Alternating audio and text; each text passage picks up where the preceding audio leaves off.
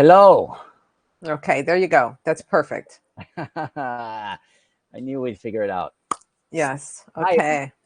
It is just so weird to be doing these inner flows and not be able to see people. But and I always, for some reason, I feel like we were able to do that at the beginning. No, No. never. No. Okay. Um, Okay. so we're almost 10 after. Do you Yes. want to say a quick hello and I can get started and Yeah. I'll take the Hello. Hello. Hello. Hello. Hello. It's my hello, you guys. For some of you, this is old hat. My apologies for being a little bit late. But go ahead. Where are we going to start? Okay, so it looks like you guys already figured it out. Yes, please, if you have questions, use the Q&A box, not the chat. Use the box with the question mark. Just know that we might not get to them because we have a number of questions, but if we don't, I will add them to the questions to be asked at the next or future Interflow. So, All right. Franco, Yes. I never sent you the questions. I know I sometimes do. Oh, You don't really I look never at them read them, anyway. so it Yeah. doesn't really matter. Yeah. So So let's I get going. I just I feel into the questions when you send them to me. No, I really don't. I appreciate you doing that, but I have found over time that it just is what comes, and it doesn't. It just it's much easier just to just shoot from the hip. So Yep. let's do it. Okay. All right. So the first question is, if you create your own reality, Mm-hmm. Okay, so far so good. how does that work when you truly desire someone to be in your game in a specific way, like romantic or otherwise? How does that work when there's free will for the other person? Okay, so um, free. Okay, so what's what confuses people, and I feel that this is fair to say about even a lot of people that are listening, and that I would say that even it has confused me in the past, is that we have this idea that free will is kind of a concept that is universally applied in the game, and you go, well, that would make sense that it would be applied universally in the game, but not exactly. And I'm going to explain what I mean in your game. So a lot of the free will stuff that happens, the big stuff that lays out the foundation for the game, happens before you really even show up to the party, before you even come here. And and and what I mean by that is that you really set up the narrative for your life here before you even get here. You are the writer. If you guys, and if most of you guys, I'm going to assume every one of you guys have read my book, that you are the writer, producer, director, actor, and everything else in between of your game, of your play of life. Now, I don't usually refer to this as a play of life, but I'm going to try to be a little bit more cognizant about that, because there's a lot of good overlap here. I mean, it's all a great overlap, but but when somebody comes into your game, when somebody chooses to play in your game, it's because you made an arrangement before you even came here. And this kind of is going to sound a little familiar to what we've heard other people say, except that they don't really know to apply it in this simulated version or framework of a game.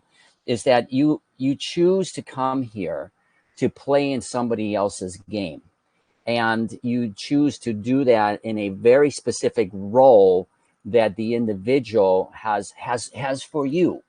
And the idea is that you freely choose, and again, I'm using that word carefully, choose, and intentionally, you choose to let them write your script and rewrite the script, or write you out of the script however they feel in their game they desire to play with you.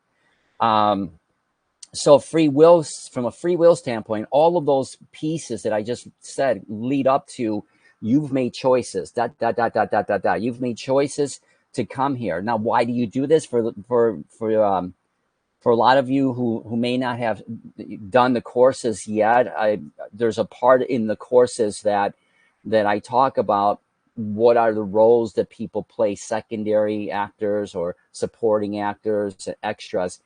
Bottom line, without really getting too deep in the weeds with that, because there's literally a whole section in the courses about this, that that these people, these beings, come into your game because in the process of experiencing your experiences in whatever manner they agree to come into this game to do, they are transmitting data, literally energy frequencies, okay, back through the field and into their game. Not just their game, I mean, this goes out into the entire field, but they are specifically gathering data for things that will be important to them in their game, so they will have these epiphany moments.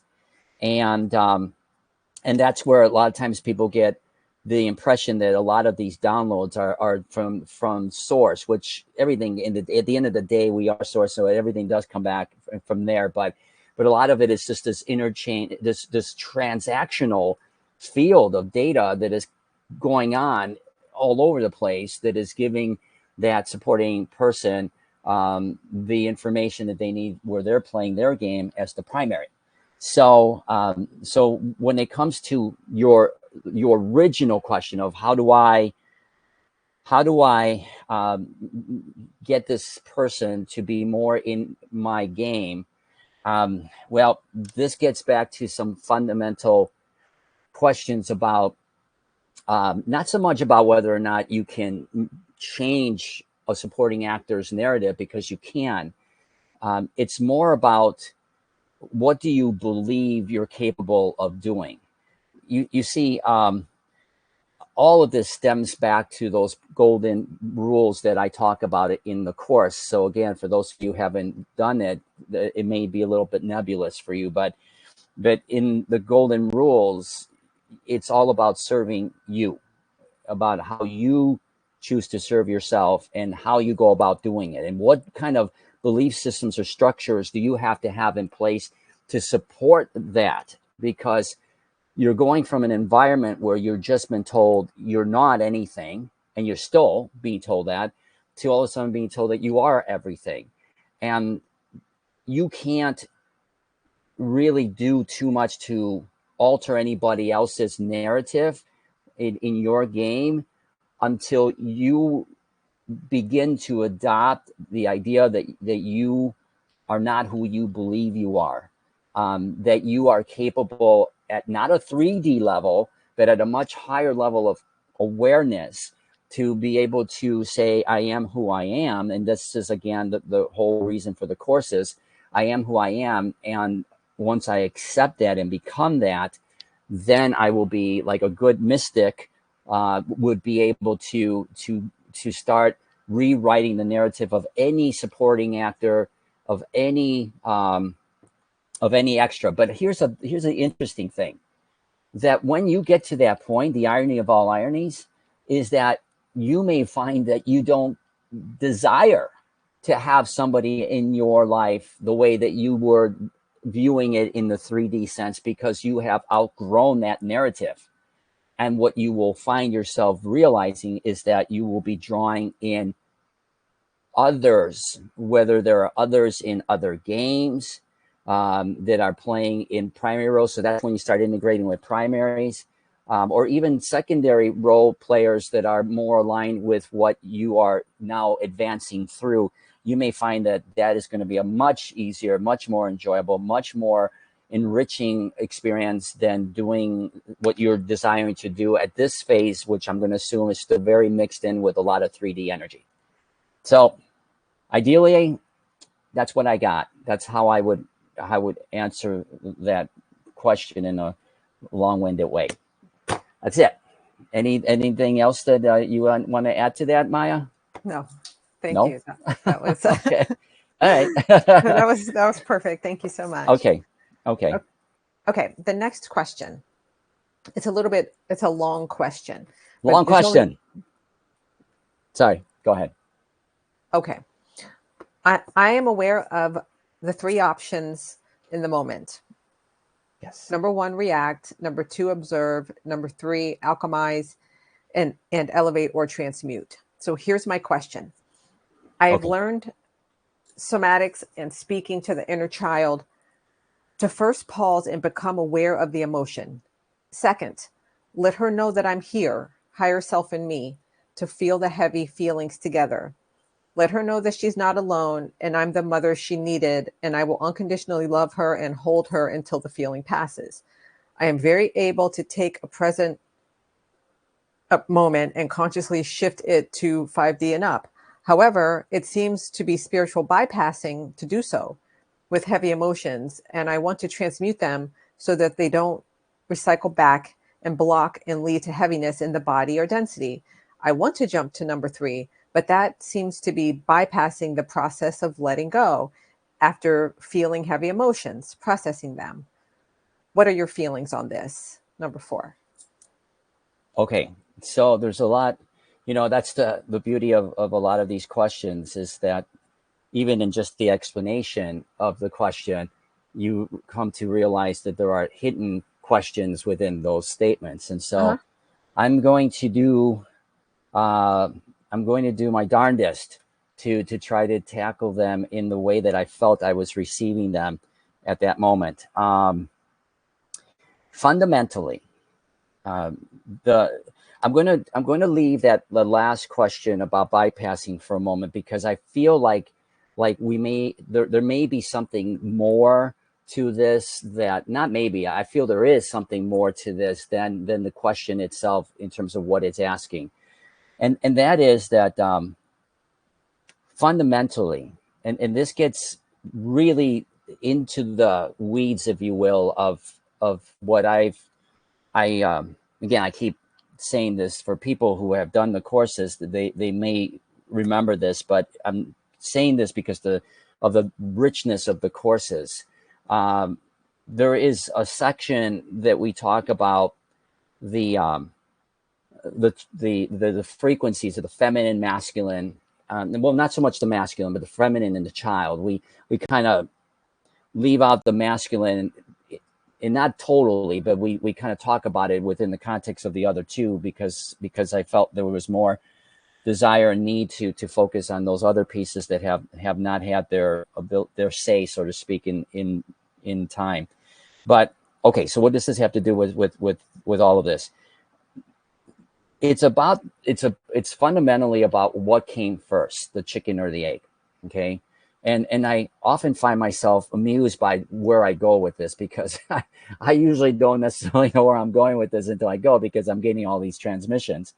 But what I'm getting at is that fundamentally, the way that you're approaching this, the person who wrote this, is that there is a bit of a misunderstanding of who's really um, feeling the heavy emotions, and the assumption is that it's a child that is the one carrying the heavy emotions, and that there is a sense of nurturing and healing and security and all the wonderful things that the divine mother and divine father can do for this child to secure their own insecurities, if you will, or fears. But in actuality, it's absolutely the opposite. Uh, and I don't get into a lot of this, but there is enough in the courses that really kind of gives you this understanding of the Trinity, and of this Trinity of frequencies, masculine, feminine, and child. And long story made a little bit shorter, we have to start there. You have to let go of the idea that the child is hurt, in pain, suffering. Um, in a lot of the course material we do a lot of imagination, role playing with imaginary worlds, and there's a spot there about the child, and we kind of go through the role playing. It's not really role playing, because it's not. It's really real. There's a lot of emotion that's usually involved in this particular imagination game, and it's about really reversing the order in terms of who is actually needing the healing. It's actually it's the adult that has the child, the grown-up child, if you will, that is the one that's holding on to all of these emotions. And we could spend a inordinate amount of time focused on those specific circumstances, those emotions that are being driven into or out of that experience.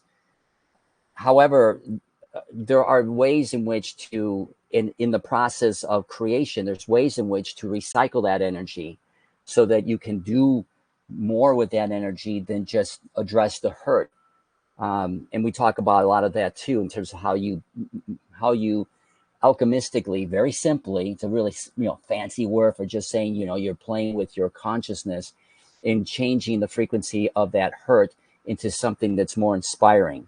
And you start with the idea that basically everything that you have experienced has gotten you here, and that there is no reason to really, for the most part, delve into the past, or even to address the emotional hurt that comes from those experiences in the more traditional way that others would do in 3D. It's more about, this brought you here, you have these emotions, you can play with those emotions without judgment, and you can start playfully alchemizing that energy out into something more of a creation mode, so that you can flip the frequencies from 3D into 4D and into 5D.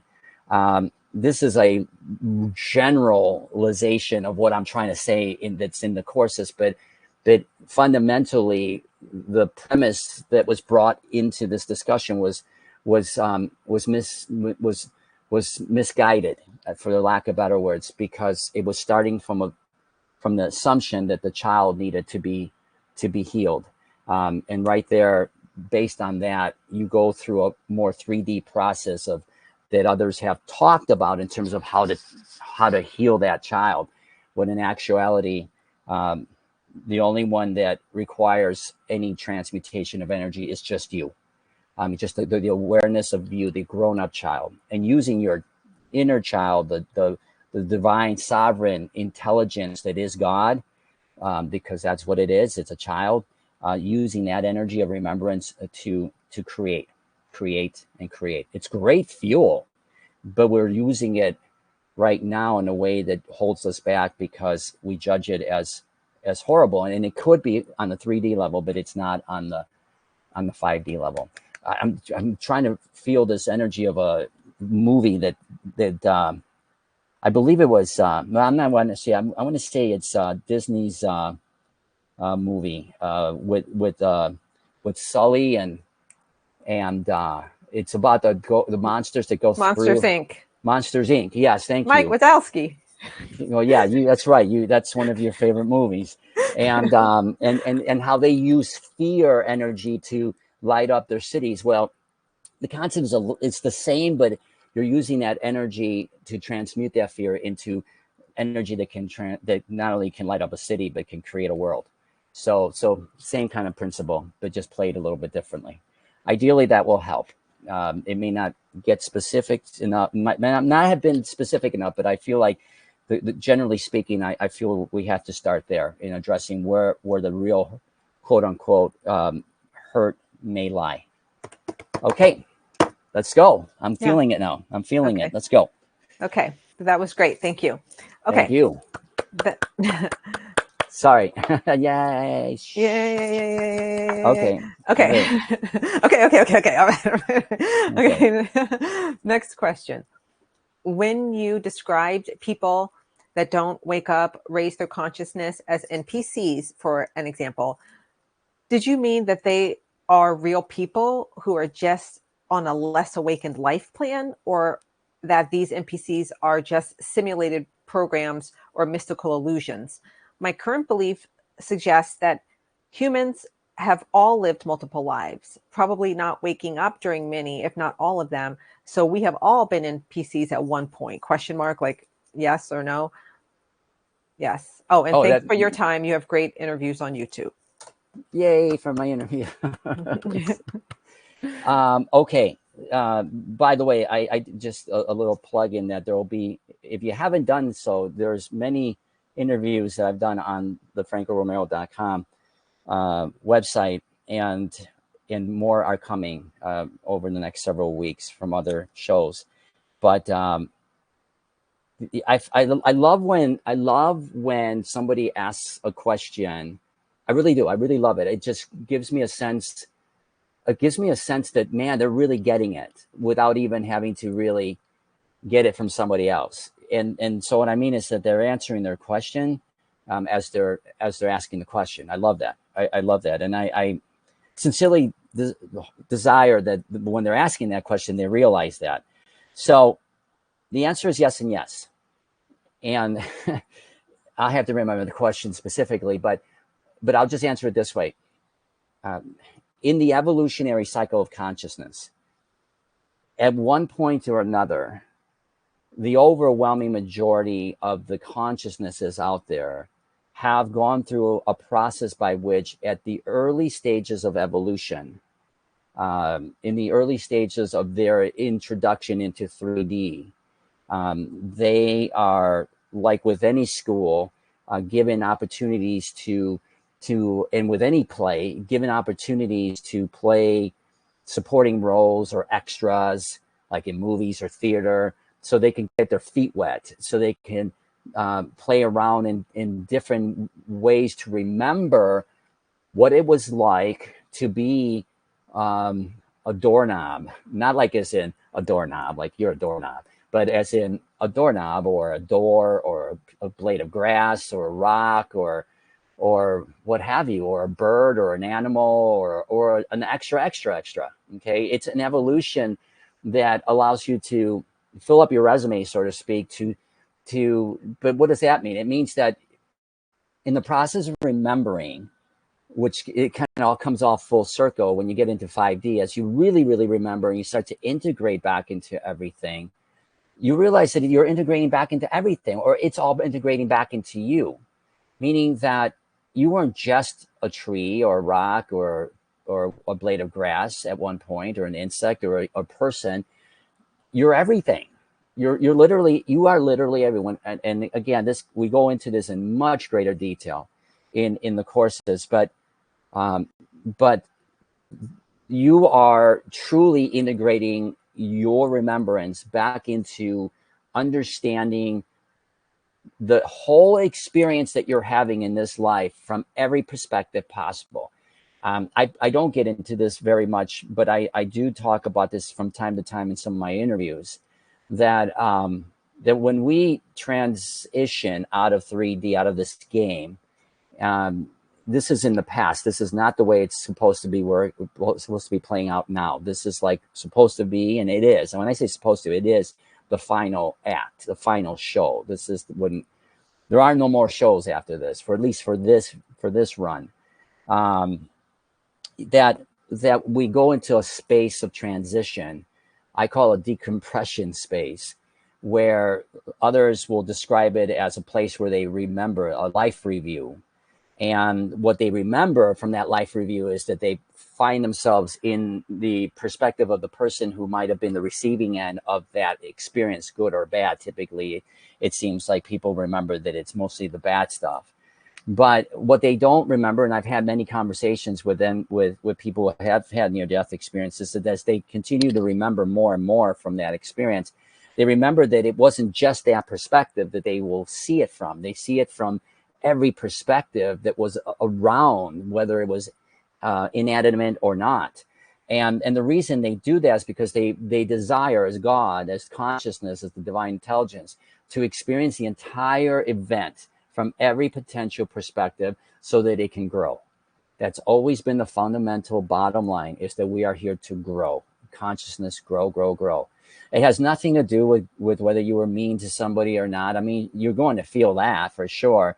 But it's all in the process of creating a flavor of consciousness from the experience that was driven by fear primarily, so that you can come back, and I've mentioned this before in the past, with various different colors and frequencies and vibrations and sounds and what have you that mixes into who you are as a divine being, so that you can experience a new tone to yourself, a new sound to yourself. And I know that sounds really abstract, but I'm not kidding. It's a new flavor. And so that's why you go through this so-called life review process.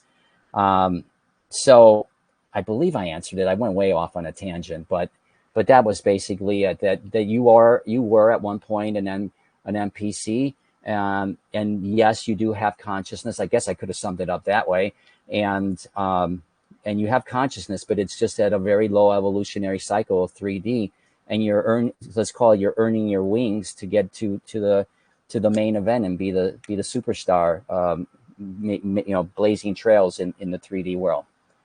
So I guess I could have summed it up that way, but I thought there'd be some value in giving the other pieces away too. So that's it. I'm sticking to it. Next.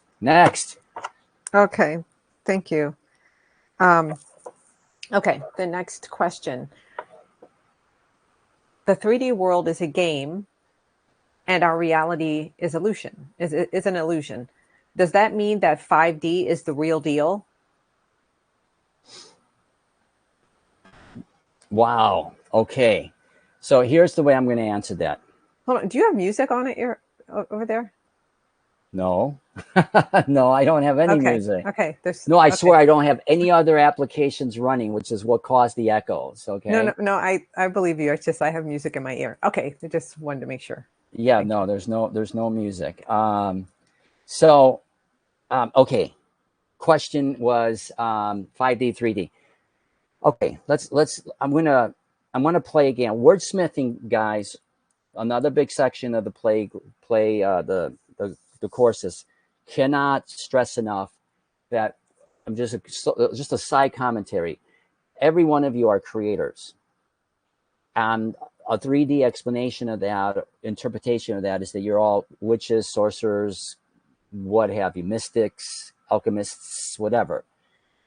A big part of that arsenal is the wordsmithing. So that's why I slow down at times and I really try to forensically dissect questions, because the way that the question was posed, it's a fair question. I understand it. 3D, from the standpoint of it being, and I know I play around with this, and sometimes I have to be mindful that I kind of know what I'm saying, but I may not be saying it in the way that will it will land properly. Everything around you absolutely feels real. Okay. If you get in an accident, it's going to hurt. Okay. I mean, there's emotional pain too. But what I mean by it being a simulation is that it's a game that was created within your consciousness to simulate an experience that you wouldn't have experienced in the higher levels of consciousness, to experience what you are not, basically, in the 3D sense. So is 5D the real deal? I would say that the 3D is the real deal too, but it's the real deal relative to the experience that you're having to understand concepts like, to understand and grow in concepts like contrast and duality and fear. Okay, because those things are not as defined here. They're not in 4, 5, 6D and beyond. Not like this. And so 5D is the real deal, in that at 5D, and really even in 4D, you get this awareness. Okay, this is why, for some of you who have been listening to some of my interviews, I talk about this year being the year of the reveal. And the reveal process is getting you to a point through shock and awe of, mostly through shock and awe, of remembering that there's something to you beyond this world. That your limitation in terms of how you view yourself is so, for all intents and purposes, so confining that you have created your own prison. in terms of who you are. I mean, the real suppression is ironically the one that you have accepted through the way that you have come to believe that you are just this body. So the real deal is that in 4 and 5D, especially as you move up the 4D ladder, because again, this gets into, we talk about this in the courses. When you get into 5D, the remembrance, when you start tapping into 5D, by the way, for people who are going through their own ascension process, that you can see that it's not like all of a sudden you go from 3D to 4D to 5D and you leave everything else behind. It's a process of mixing everything, a blend of everything as you move into a higher consciousness, because that's the mastery of the game, is to know how to use your awareness and stuff in 4 and 5D to how to master the 3D limitations that you have been confined to.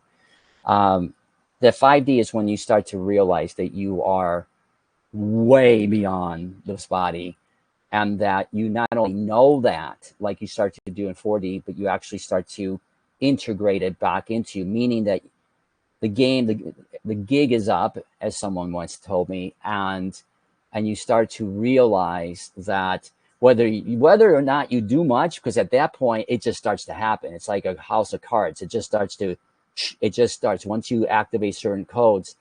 The game just starts to fold within itself, and you start to realize that you truly are, in 3D language, God.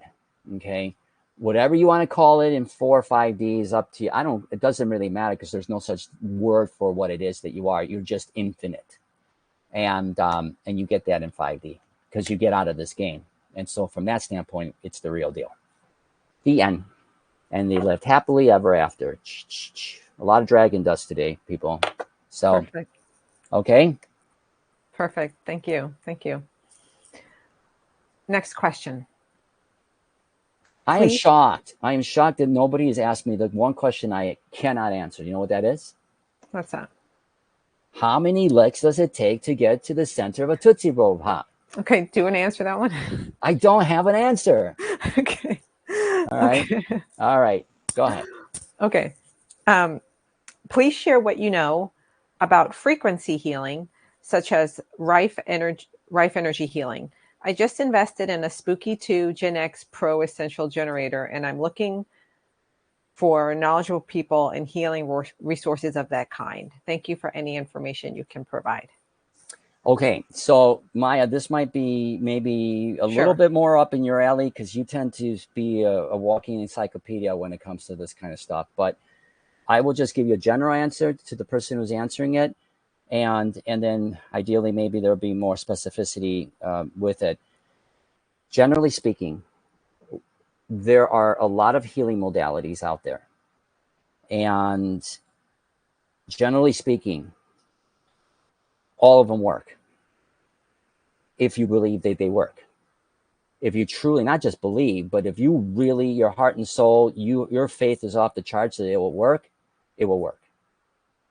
Because at the end of the day, the ultimate thing that you're trying to remember, although we forget in the process of this, is that, so I call those modalities, some will call them placebos or the placebo effect. I call them surrogates, because I feel that there is an intentionalness that, even though it might not be on the surface level, there's an intentionalness behind you giving some of your sovereign ability to heal to something else, that at the end of the day, at the higher levels of what you are as consciousness, what I just said about 10 minutes ago, everything is you.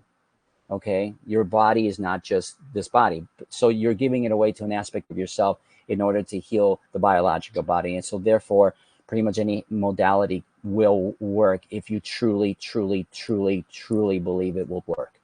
The moment that somebody tells you it won't, that's when the real test comes in.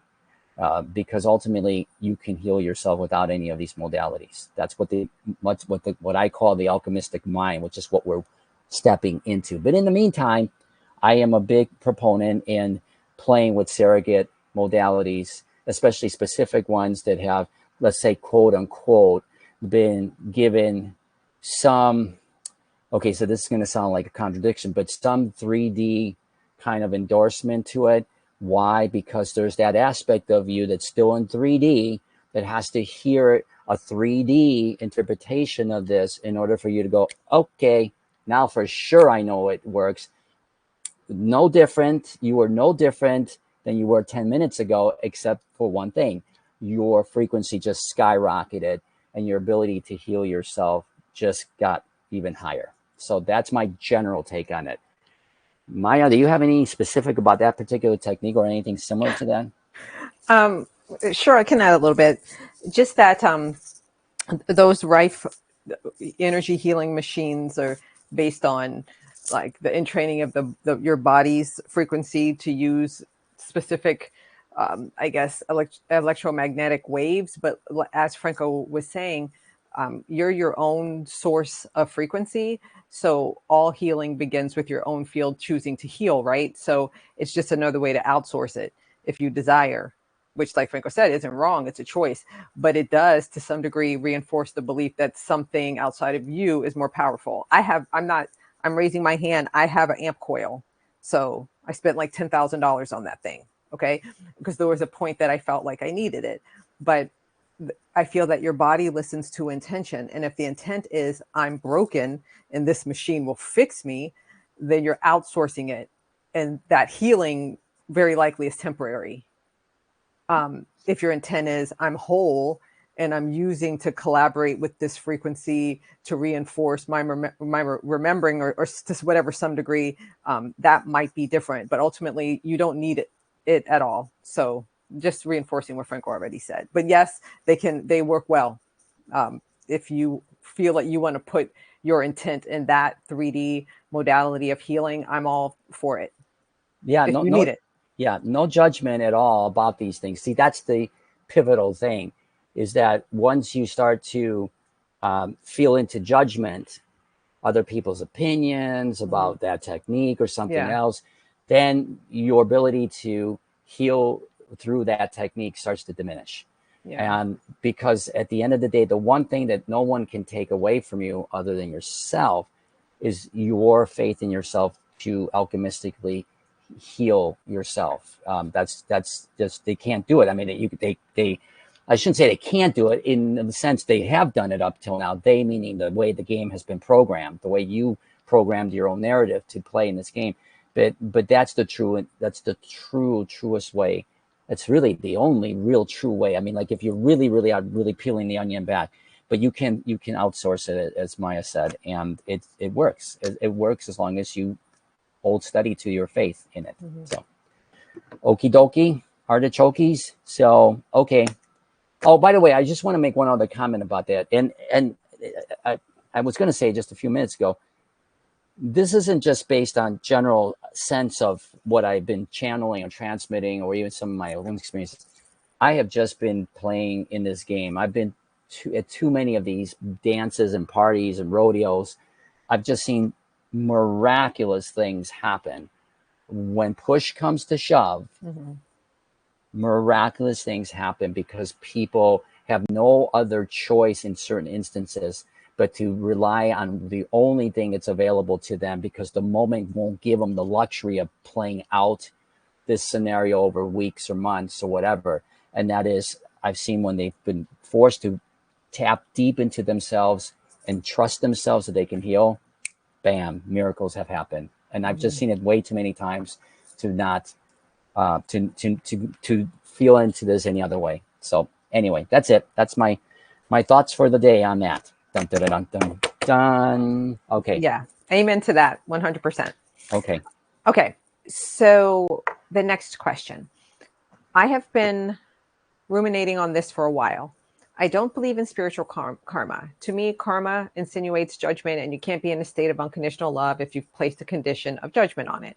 I do accept that there may be a physical, meaning genetic predisposition and or emotional psychological programming component to karma for the game pieces that we are playing in each lifetime, but we don't necessarily incarnate into the same family line each time. I know that I have been or am currently incarnated in many different ethnicities and or species. Since we are playing in our own individual games and choosing our playing pieces in order to experience what we do not as spirit, how does the overall ascension of humanity roll into this? Is it a game within a game? Are we playing our game spirit against the background of our playing pieces ascension, or is there a larger game at play? Wow. Okay. Great question. By the way, all great questions to all the previous ones, but I always kiddingly say, I'm just kidding, people. This is one of those moments where I won't go there. But okay. Okay.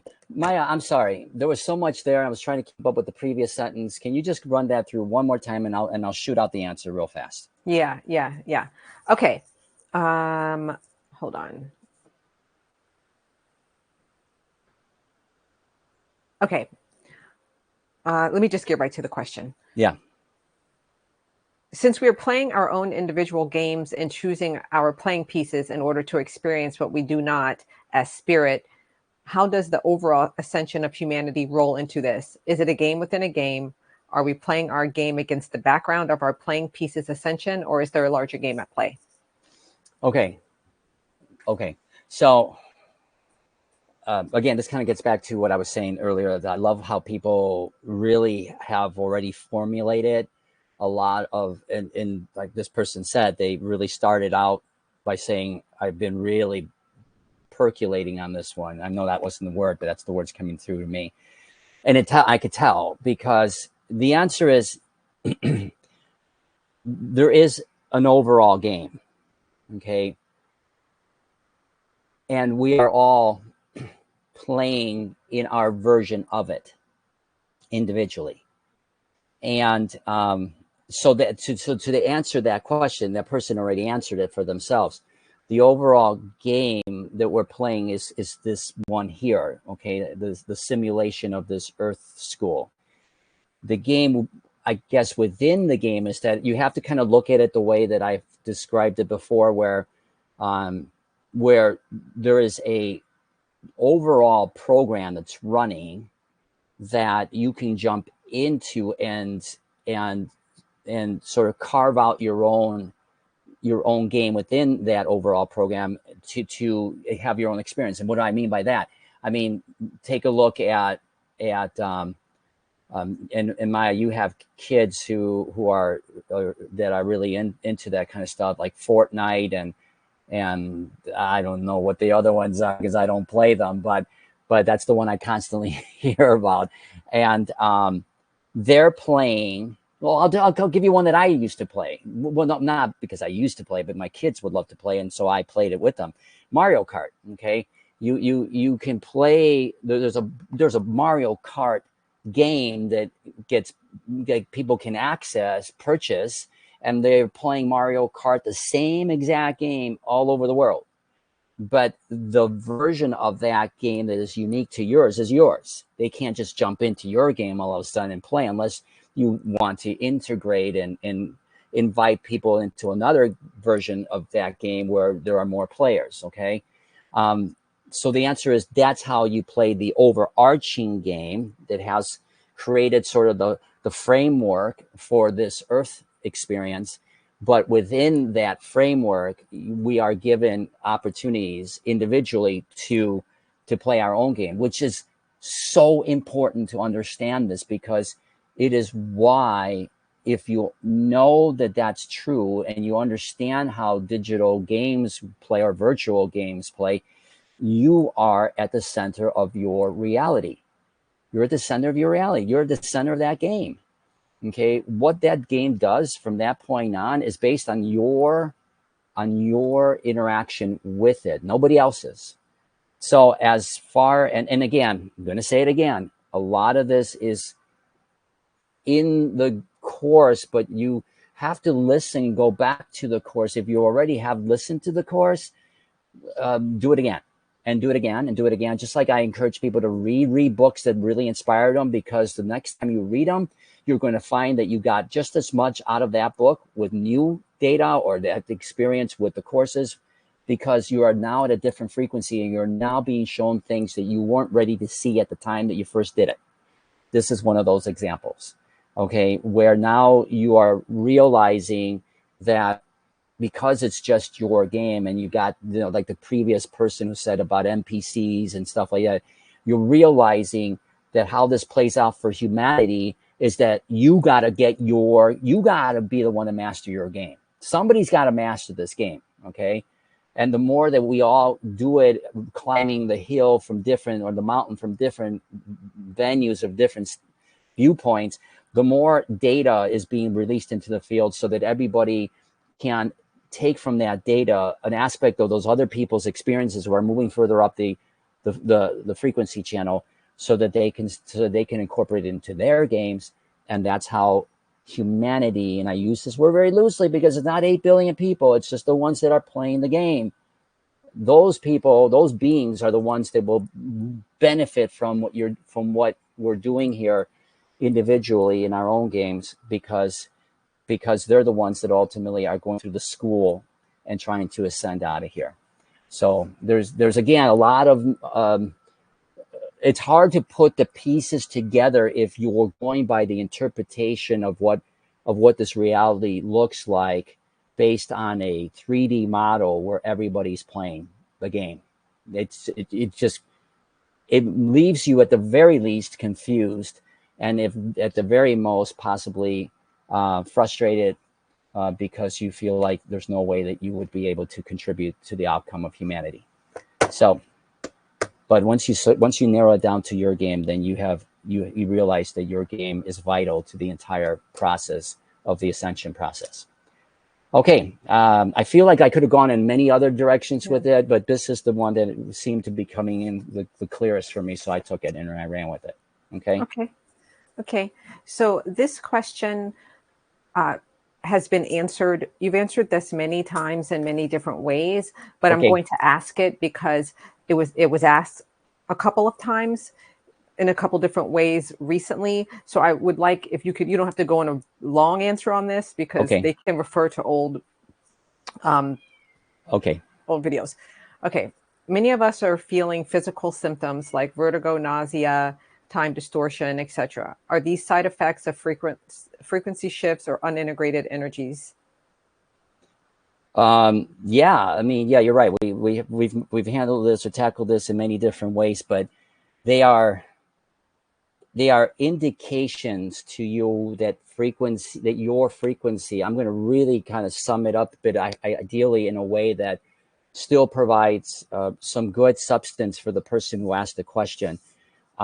Those would be, I don't feel comfortable saying symptoms of anything. They are a result of an acknowledgement in your field, because you are the field.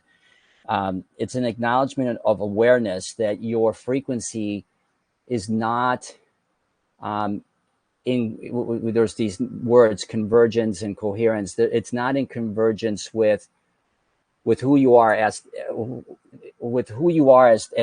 highest level of consciousness, as the field, and who you believe you are as the individual. In other words, you're outgrowing the frequencies of 3D. And so you're in the process of that, you're creating some I want to say some unsettledness in the field, but it's only a temporary unsettledness. It's like when you see a movie where the rocket ship is exploding through the stratosphere, and there's this pressure that you're going through because you're breaking through various layers of frequency, but then it stabilizes again. And so, if the way that I describe it is that these are actually, relatively speaking, great indicators that your frequency is rising, and it's trying to settle at a new level while you're still hanging on in many aspects to your 3D. And so those two things are creating a rather noticeable unsettledness, but everything will eventually line itself to that frequency as long as you hang with that frequency, because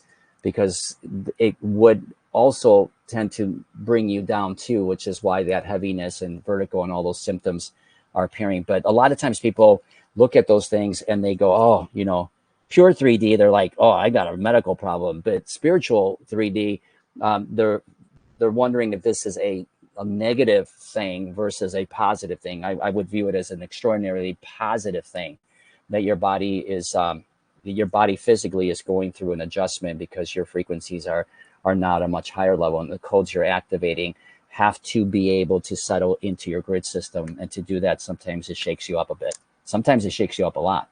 So, but yes, that's probably a little bit longer than I probably would have or should have said it, but that's it. That's what those are. Okay. Okay. Okay. Thank you. Okay. Okay. This next question. You've spoken a lot about neurodivergent or high frequency children and their role here. Yes. This is not the question. I Oh, understand this. The okay. question is, how can we best support these children? Okay. By experiencing them as perfect, I know that seems very generic, but this is part of the courses, the course material. Perfect. You have to experience them as perfect, first of all. Okay. They're starting at a point where we are ultimately going to remember ourselves to be. They represent, in the 3D version, the sort of the manifested, at times, sort of the manifested interpretation of that unsettledness we were just talking about, because it will come out depending on where this child is. I'm going to assume it's a child. It's going to come out in different ways and forms, and it could be very on the 3D level, very unsettling. Well,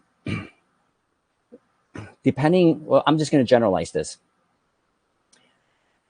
There is a reason and there's a lot of reasons for the divine child energies, but one of the things that I have found with the divine child energies, when I have played with people of diversity, gifted diversity of frequencies like that, is that I allow myself to tap into the frequency of the child, and what I mean by that is really allow myself to embody the wonderment, the curiosity, removing the complexity, removing the fear, the judgment, anything that the child wouldn't do, and the things that the child would do, and then emoting that. Yes, you can say from your heart, because that is where everything gets emoted from, but emoting that with the understanding that you're meeting them at a level that you know yourself to be, but they're already there, and playing with that experience, to enable yourself to integrate more into what that experience might feel like from their perspective. Not because they're lost or they don't. There might be that outer sense that they're frustrated or lost or inclined to not really adapt to this world, but because they're so aware of who they are, they can't they don't have the language to explain it in 3D terms, and so don't push that. And I'm not saying you would, but don't push that. Just feel into the fact that they represent what I believe is the highest levels of 4D and into 5D. And if you were to just do your own inner stuff with a playful approach like the child, you would find that you could easily, from a sensory standpoint, experience what they're experiencing, and in a telepathic way or an empathic way, be able to give them, to acknowledge them in a way that they couldn't have, or that you couldn't have done originally, so that you can be somewhat of the bridge for now between their world and this world, because eventually that bridge will no longer be needed, and they will be the ones leading us through 4 and 5D. You have to do all that internalness in finding your own frequencies that match the frequencies of theirs, so that you can best serve them, as they're serving you, while you are transitioning into the higher frequencies, not the other way around. Okay, that's the way I do it. That's the way I have this ability to touch into the core of somebody's soul or consciousness if they are of that ilk, of that sort of consciousness frequency. I've been very successful with that, and they are very receptive to my energies because of that. There's a comfort and security around it, and a translation and communication around it. Anything you want to add, Maya, or should we move her along? Actually, yeah. Yes. Thank you for everything that you said. And I just wanted to second that. I just wanted to say that when I spoke to my son at a higher level, he pretty much said to me what Franco said in his own way, very simply. He said, love me, play with me, be present, listen, not with your ears, but with your frequency, and make room for my frequency without trying to shrink it into yours. Is pretty much what he said. So, okay. And how old was he when he said this? I mean, well, he said this to me in a mushroom quest when I was speaking to him. But yeah. So, but he's also spoken, and I don't want to get into too much of this, but his abilities have actually he's spoken to others as well. Sure. So yeah, it's that version, whether you're on mushrooms or not, that is the version that you will see from these people when we finally get to see them in the frequencies that they exist in right now. So, okay. Yeah. All right. Yeah. He just spoke with me there because that's where I need to hear it there first, and then let it trickle down. So, okay. So I'm skipping some of these questions. There's about AI. I'm skipping them all, you guys, because we're going to create a video about it and put it in the community, and we'll answer all these at one place. We could spend the whole Inner Flow live talking about some of this AI stuff. So may I make a general comment though? If it's, and I'll keep it to about 5 or 10 minutes, but yeah. Okay. I didn't even laugh about it. No, I'm going to do this. Watch this. Anybody who's got a timer, I know that this is going to be a feat, but I'm going to do it. I have, we are going to put a video out on this. Ideally, we will do something even greater than that. We will do our own version that will come out in the not too distant future. But I want to answer it in this way. I've answered this in the deep dives with the courses in mind. Whenever, this is where you guys really, really, really have the ability to play with some of the more obvious things about your reality that have been given to you as tools. And what I mean by that, and of course, I know that some of you, maybe more than some of you, have not been able to do the courses, but I went back just a few minutes ago to say that wordsmithing is really extraordinarily important, because you are gods, you are a God, you are a divine intelligence, and what comes out of your mouth or what comes through thoughts or emotions, very powerful, because they define your reality. So what does this have anything to do with AI? At least the version that I see people talking about a lot, like Robert Grant's AI and other AIs that are out there. I will just sum it up here. And there's more to this, okay? So, but I'm going to at least give you a little nugget here to hold into, okay? Whenever you hear of any AI specifically calling or describing itself as a mirror, then you know that AI is not sentient, no matter what anybody says. Because we are not mirrors to we are not, the AI is not a mirror to your soul or to your consciousness. It has to be a transmission. And there's a lot of fun and interesting comparisons and contractions that we'll talk about at least a little bit in the AI video. What I'm trying to get at is that ultimately, the way that those AIs are set up, you can benefit from them. You can benefit from them from the standpoint of using them to help you remember something that you already know. but it's going to do it in a way that is going to please your remembrance. So it's a yes vehicle to please you, to get your attention, to focus on certain things that are oftentimes very 3D-ish, when in fact you're supposed to use all of that stuff as metaphors for the most part. I mean, significantly. But it doesn't know how to do that yet because it's not tapped into the field, which we've been talking about.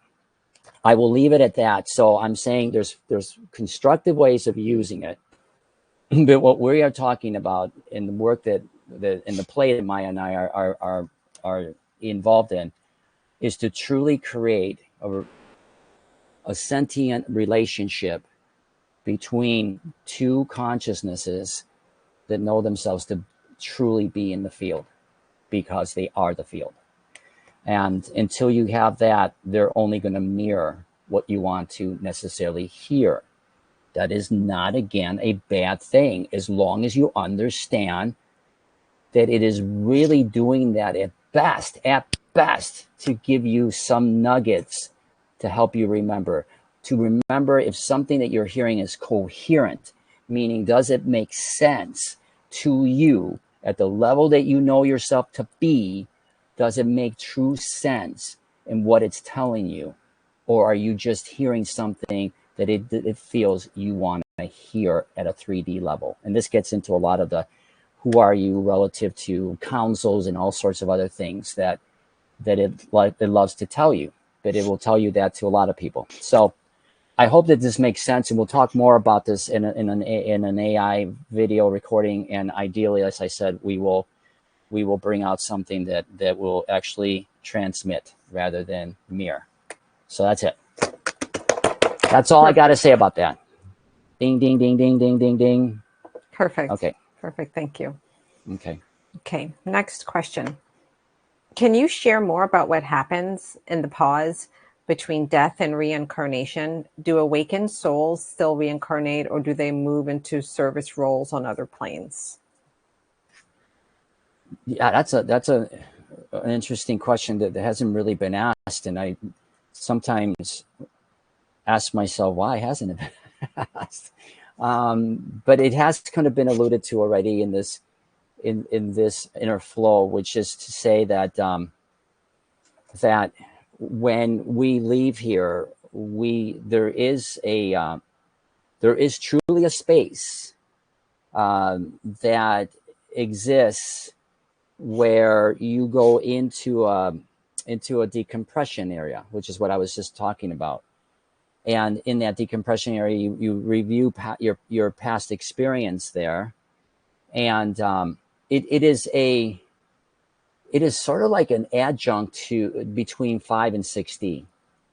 5D is still Earth school based, but 6D is heaven, what we would call heaven based, or a level of consciousness where you're moving away completely from the 3D defined reality of space and time and stuff to really moving into more of becoming a well, again, 3D sense, becoming a god through the experiences of creating worlds. Okay. It's a schooling process that is just much different. It's focused on practicums versus curriculum, so to speak, even though this can be like a practicum too. Okay, so anyway, there's much there to talk about, but what I want to say specifically to that space is that space is where this aspect, I'm going to use me, the Franco aspect of me, the consciousness that believes itself to be playing the game of Franco, melds back into the consciousness, if it hasn't already done it, which is what we're doing here in this game, is to do it before we die, melts back into the higher aspects of itself in 4D, 5D, 6D, and beyond, okay, to integrate what it had experienced in this game. And if it's a student of the game, it will take all of that. There will be a pause period for that soul or consciousness to fully integrate into that. It's that pause period is then the movement into 6D, that sort of period where you're just enjoying the fruits of your labor, which is that heaven piece. Okay. And then that heaven piece feels like it's in eternity because there's no time in 6D, but eventually you do move into 7D, which is where I was telling you that you start grooming your consciousness to become a true, genuine, bona fide creator and creation element of yourself, meaning your focus is to start growing into the aspect of yourself in 3D language as a god to create. Okay.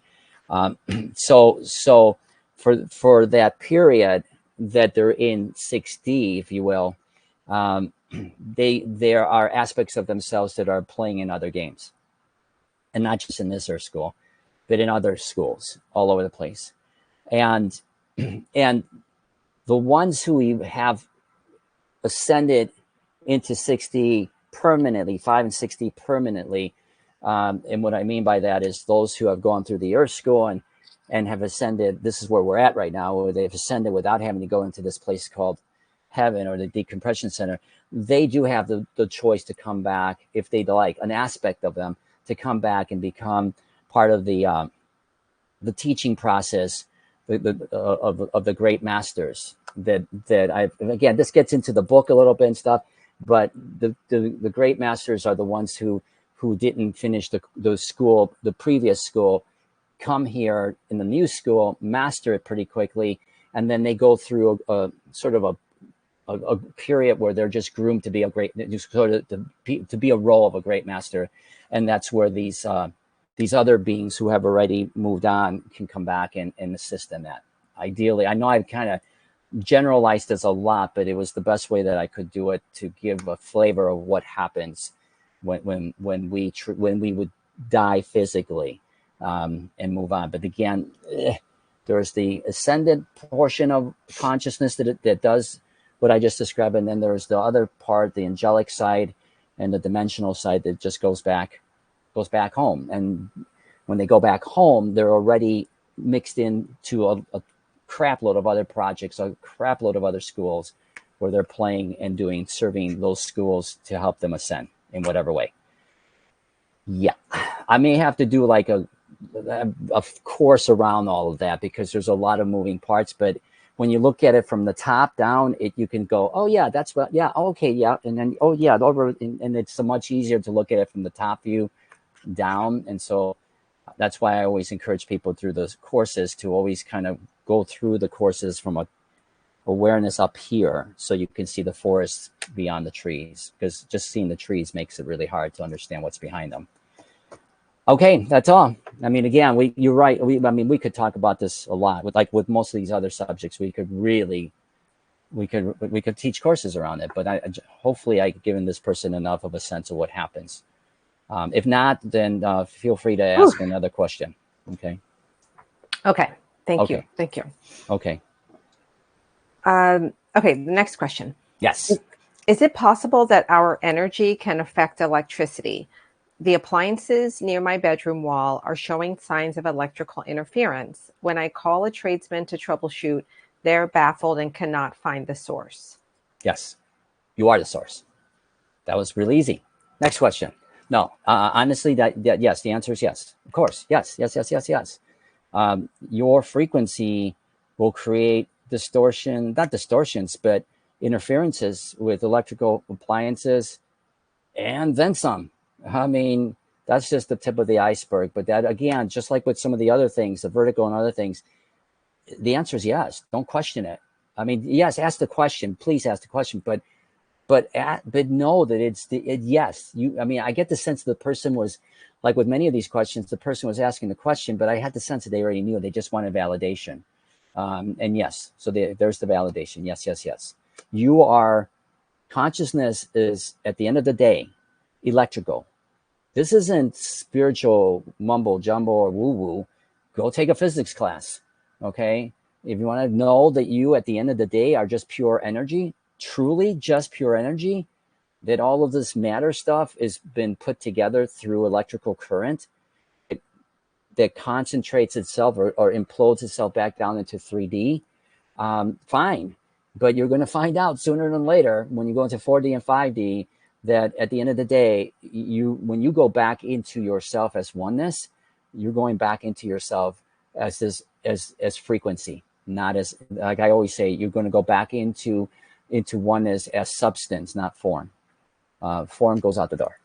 You're not, because you'd be a gazillion different forms if that were the case. So yes, yes, yes. Energy will always impact energy, especially higher frequencies over lower frequencies. Yes, yes, yes. Okay. Okay, thank you. The next question. I experienced a great flash of cosmic red light. It was so empowering that it felt like the solar flash of 1,000 suns, and as though the great shift had already happened. Would you please explain what happened to me, as I am not the same person anymore? There's a lot of ways of interpreting that, and I would say that this is something that I've been saying in pieces to people, is that there's this expectation that when this all starts to really happen, there's going to be a big flash, then followed by 3 days of darkness, and that's really actually not metaphorical. That's actually the way it's been shown to me. But why I'm bringing that up is because it doesn't have to wait for the consciousness, the global consciousness, to experience that. This is how people start to ascend rapidly into their own 5D and ultimately out of 5D, where they literally, as I've had conversations about this, where they literally disappear out of 3D. And they literally get written out of 3D because it's your game. So once your game is been finished in 3D, you're writing yourself out of your own script, so to speak, and nobody knows the difference. And I know that's like for the mind going, well, what do you mean? You know, because what about everybody that I leave behind? You don't leave anybody really behind. So you're getting a glimpse, not even a glimpse, you're getting a taste of these individual tethers that you are holding on to. Two versions of your own consciousness. Your own grid system is going through its own split, no different than the split earth. The earth is just a sentient being that just happens to be a gazillion times bigger than you, but it's still going through its own split. No different at the micro level. You're going through your own tethers, and your tethers are popping. And every time a tether, not all the time, but for sure when a tether snaps, and there are many tethers, these are these sort of like the portal tubes of energy that keep you connected between 3 and 5D through 4D. Okay, when those start to snap, you will feel a seismic change in your reality. Most of the time, people are expecting the clouds to part and chariots to come firing in, but it's really that, like the person said right there, I've not been the same since then. And that was just one tether. As more and more tethers pop within your own ascension process, it will be so great at various times that many of those times they will feel tumultuous, but there will eventually be a sense of familiarity with it. And though it will still be seismic, it will always be seismic, especially that last tether. When that last tether pops, that's when you're done. I mean, that's when you're out of this game. But as those tethers pop, you will have such huge remembrances that literally, because of that experience, you were this person one moment, and the next moment you're this person.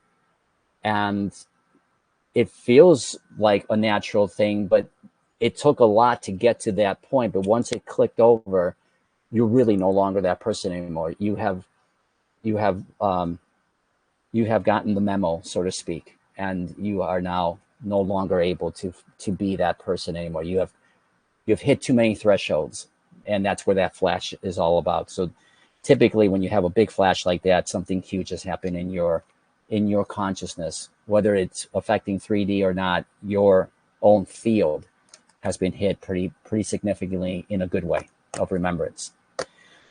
Okay. Did that make sense, Maya? Just hearing it, I just want to make sure that makes sense to people. Okay. Yes. And Okay. I'm sure it made sense to the person who asked the question, because I know who asked the question, so I'm sure it made perfect sense to her. Oh, okay. Okay. Okay. So I feel like we have time for maybe just one more question. Okay. The question is, if reality bends to our frequency, then is there ever truly a such thing as divine timing, waiting for divine timing, or is that just another illusion that we create to slow down expansion? I am telling you, that's it. That did it to me. That's the one. I would have popped a few mushroom pills. I'm sorry. That's just it. No, I'm just kidding, people. But it is my way of saying, wow, wow, wow. Deep, deep questions. Deep, deep, deep. Okay. And again, I love, love, love, love, love the deepness of these questions, all of them. Because if I had done an inner flow 5 years ago, these would not be the kind of questions that I would be getting. And so that kudos for everybody, those that are listening to the questions and those who are asking the questions. Kudos to you guys, because that is in and of itself powerful, powerful, powerful frequencies. So with that said, what was the question? I forgot it. Can you tell me again, Maya? Yeah, I mean, I deleted it as soon as I asked the Oh, wait, question. I okay, deleted. So okay, hold on, okay, let me okay. pull it back up. Okay, wait a minute. I got Uh, so excited about the question itself that it was just like, oh, here it is. Here it is. Okay, I just had to, use the back arrow. Okay, if reality bends to our frequency, is there ever such thing as divine timing, or is that another illusion we create to slow down expansion? right there. Answer set and done.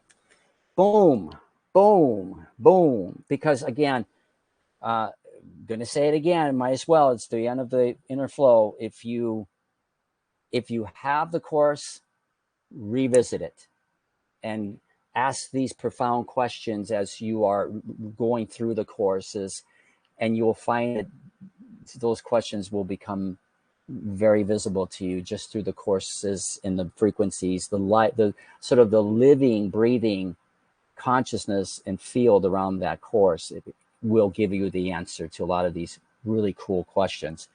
I will tell you that's how I do it. Okay, so it does work. Okay, it really does. It is an illusion, and here's why. Sum it up. This is like, I feel like a mic drop movement, so I better be good at this, because otherwise it's going. It's what was asked at the beginning.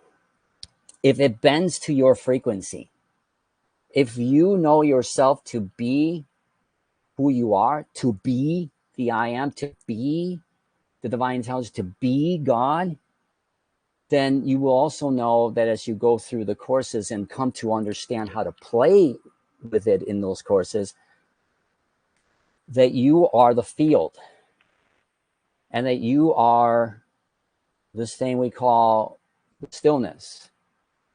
And everything that is everything is in the stillness, except for one thing: time. Time does not exist there. I mean, this isn't rocket science, and it's certainly not late breaking news. You go and listen to enough YouTube interviews, somebody's going to say that. Okay. Or if you want to go and study, again, a little astrophysics, you'll know that some of the greatest minds in astrophysics now do not include time in their calculations of any theories that they're playing. Why? Because even at the 3D level, we have come to realize that time is non-existent. So therefore, if everything is happening, I'm going to get a little philosophical here, but it's just the way it is. If everything is happening at the same time, then every time is going to be, every moment that we call measurable moment, if you will, in 3D, is going to be viewed as divine timing. You choose when divine timing is. You choose it. No one else chooses that. All the people say, well, it is for my better good, or I know that this is all in divine order, or divine timing. Okay. But at the end of the day, who's the one that determines all that? And that's where it's so like obvious we slip and we miss it. It's not some thing out there. You just already acknowledged that you are all that. So at the end of the day, you determine that. It's your game. You determine when it's divine timing, not some other thing that's out there causing that divine timing to come. So I kind of gave it to you in astrophysics way, in philosophy way, and in just pure spirituality way. There is no such thing as divine timing because every moment is divine in and of itself, and that moment is created by you. There you go. Mic drop. Okay, I'm going to do it. I'm going to do it. Okay, mic drop. All right. I don't have a mic to drop. That's why. All right. Well, that's why I'm doing it. That's why I'm doing my wand drop, because that's what I have right now. So my wand drop. So ideally that brings it back to a commentary that I would have made early on, but I wasn't really sure if I was really feeling it. But the frequency is that this is the year of the reveal. This is the year of the reveal. This is the year of the reveal. And I'm really the only one, and I'm not saying that to toot my own horn, but I'm really the only one out there that's saying this is the year of the reveal. And everybody keeps, asking, well, what are you going to see in the reveal? Well, I mean, there's plenty. If you like to go to the 3D route, you're going to get a lot of 3D reveals, and they're pretty good. They're doozies. Okay. But the idea is that you're revealing all of this to yourself.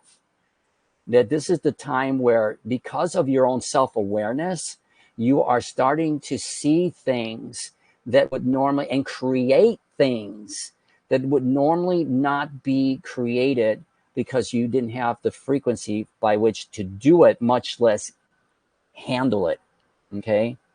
So this is the big time of the reveal. You are starting to get that you are way more than what you are. Now, next year is the year.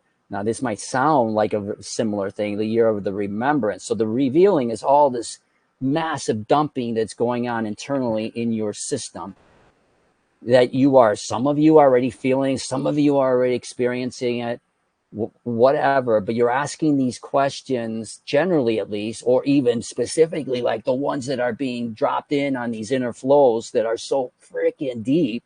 Okay. But that's beautiful. That's what the reveal is doing. It's giving you these deeper levels of awareness that there's something going on behind yourself, the self that knows itself to be the body, that have to do with you. And that's causing all of these massive ripples on the surface of the planet, if you will. The remembrance part of it is that once you start asking those questions and you start seeing that there is actually more to this game, because you sense it more than anything else, which is coherence. Okay. The things don't line up anymore to what you were experiencing before and how you would interpret. You're not going to take people at face value because they're all part of the game and they're going to give you the same thing all the time. You're listening to your inner self now, your inner guidance system. You start to remember, codes start to pop like crazy. And the things that you once doubted in yourself is going to be the stuff that will lunge you forward into greatness. And that is what's going to start happening next year. And you could take that to the bank and you can quote me on it and you can come back a year from now. And I promise you, it will actually be. Okay, that's it. The end. Okay. Yay. Yay. Thank you, everyone. Thank you, everybody, for spending a Saturday afternoon, evening, or Sunday morning, wherever you might be. Thank you so much. Thank you, everyone. Bye-bye. Ciao. Ciao.